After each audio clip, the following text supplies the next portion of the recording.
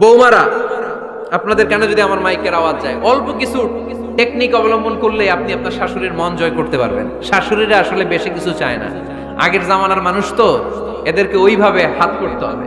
মাঝে মাঝে একটু শাশুড়ির মাথায় তেল দিয়ে দেন, চুলে তেল দিয়ে দিবেন আর কি, মাঝে মাঝে চুল আশ্রয় দিবেন, এগুলো কিন্তু খুব পছন্দ করে শাশুড়িরা। ওনার প্রেশারটা একটু মেপে দিবেন, ডায়াবেটিক্সের ওষুধটা খাইলো কিনা সময় মতো খোঁজ নেবেন, কি পছন্দ করে খেতে একটু রান্না করে দিবেন। যেই বক্তার ওয়াজ শুনতে পছন্দ করে ওই বক্তার ওয়াজগুলো ডাউনলোড করে শাশুড়ি আম্মাকে দিবেন, ইসলামী বই দিবেন। দেখবেন বয়স্ক নারীরা মাহফিল যেতে খুব পছন্দ করে, ওয়াজ শুনতে খুব পছন্দ করে, নবীদের কাহিনীগুলো শুনতে পছন্দ করে।